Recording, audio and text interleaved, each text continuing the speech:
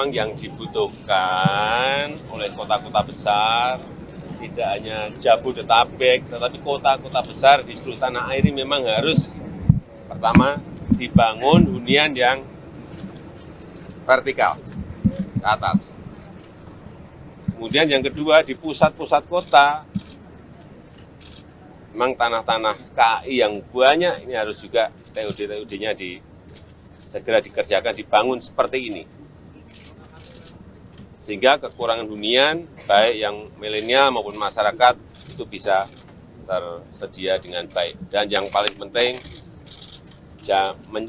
cepat bisa menjangkau ke semua titik yang diinginkan. Seperti yang di sini, mau kuliah dekat, ke rumah sakit dekat, mau ke tengah kota, tinggal masuk ke KRL langsung udah 10-15 menit sampai. Saya kira ya, hunian yang terintegrasi dengan transportasi massal itu yang diperlukan.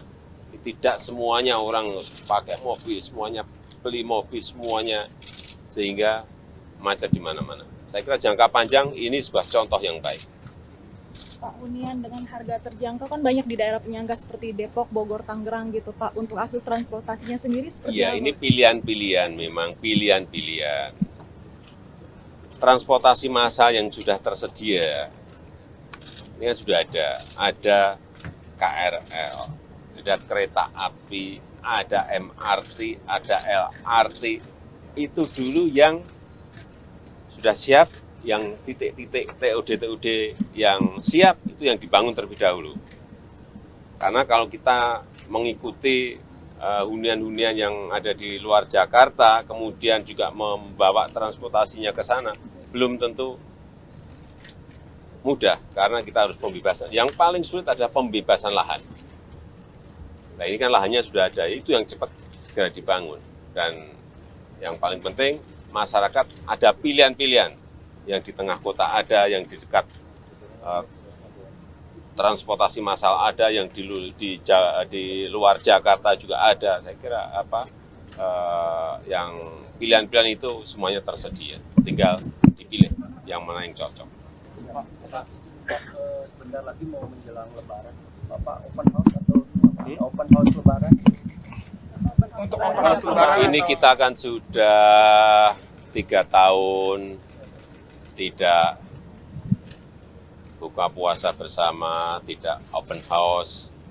Saya memberikan keleluasaan untuk semuanya bisa berjumpa dengan keluarga besarnya, bisa berjumpa dengan sahabat-sahabatnya, bisa berjumpa dengan tetangga-tetangganya. Pak, soal ini kan pandemi COVID kan katanya melonjak lagi di beberapa negara ya Pak. Nah ini ada arahan atau tindakan Pak, mengingatkan besok juga akan mudik dengan jumlah besar Pak? Yang paling penting satu, vaksinasi itu penting, booster itu penting. Jadi yang belum itu segera booster.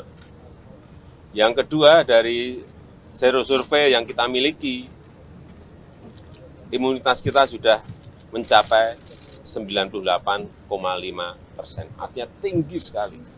Tetapi juga hati-hati yang belum, sekali lagi, yang belum vaksin, apalagi yang belum booster, segera minta divaksin.